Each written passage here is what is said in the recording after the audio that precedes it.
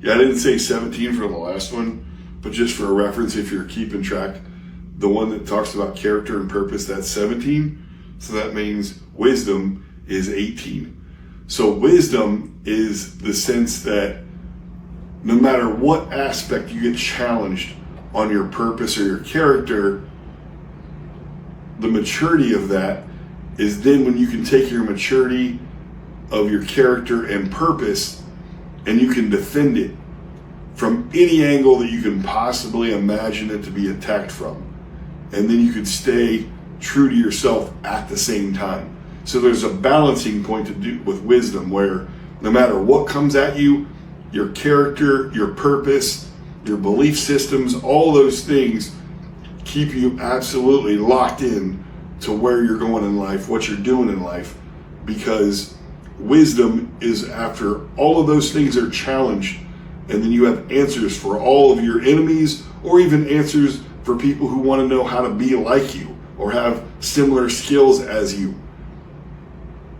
Those answers that you can give completely, and the more depth and the more complete you can make them, what you're doing as a favor for the person listening is you're shaving down their time of understanding so then they can apply it to their life even quicker. So if, let's say, something you learned took 6, 8 months, 10 months, a year, you could obviously share your wisdom, and then now you take that year away and they could probably learn it in a month.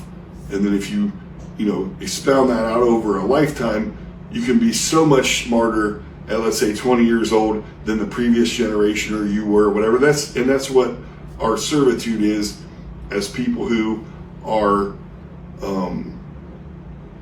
in the service business, I guess you would call it. With humanity, it's an advantage to get us smarter, more civilized sooner, so that we can all get to row in the same boat and achieve the peace that I think we not only want inside of ourselves, but also when we walk outside, and that's our challenge right now, even as we speak.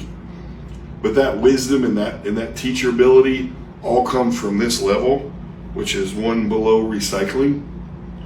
And when you can call yourself wise, that means you can delay gratification. You can ponder something faster than just giving because here's the thing, when somebody gives you a question, then there's the time clock starts on what your answer is going to be, but that time clock could be the next day, the next week, the next month.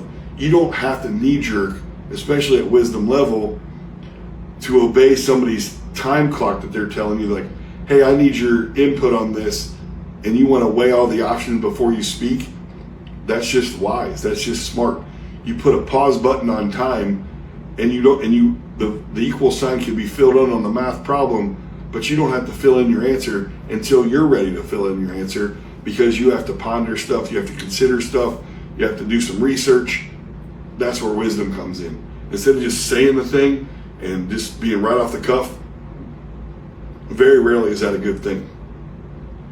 Maybe cheering somebody for a home run or a touchdown. Okay, that's off the cuff, that's real quick. Something like that's no big deal.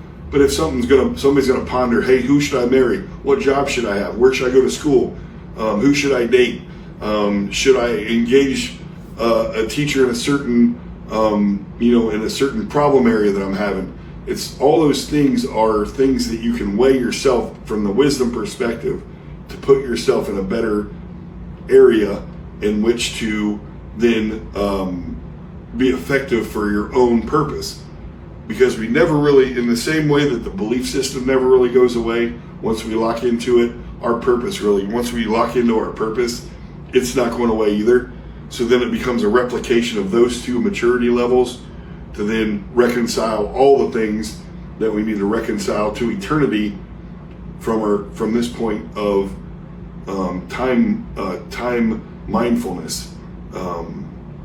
It's two different things. So we have to convert ourselves from time mindfulness to eternity. And there's a transition there that can be had, but it's not simple for anybody. It wasn't simple for Christ. It wasn't simple for literally anybody that's ever walked the earth. So, but that's our journey. That's what we call life. That's our one mechanism, our own one travel mechanism is life. As human beings, we all just have one life, one travel. We have one shot at it. And those things are not simple. They're not easy, and they're not readily to find the wisdom. It's not readily available. You really just have to be the wisdom for yourself, because you know yourself, because you know God, you know your purpose. That's where the real wisdom comes from, is knowing what's inside of you and how you're wired. That's all the goal we should have as humans, is worry about us, worry about ourself and the development ourself through the relationship we have with the Eternal Father. And those kind of depth cycles will reward us in ways that you can't possibly imagine, and it's infinitely better than any other way of getting into the wrong cycle. Ask anybody who's been addicted to something. Ask anybody who's made a bunch of wrong decisions and had to pay a price, let's say, for their freedom. There's a lot of cycles out there that you have to pay a cost that you don't want to pay. So they all cost something. They all feel, in a way, some type of level of difficulty, but the difficulty is going to be there. You just have to choose. We all just have to choose what difficulty we're going to pick up. And my argument is, through 20 years of understanding, doing the difficult things through God is the best path to go through than any of the other alternate paths. And that's just from my experience. That's my own wisdom. That's what I'm recycling to you. And so on the next video, we'll get into recycling. See you on the next one.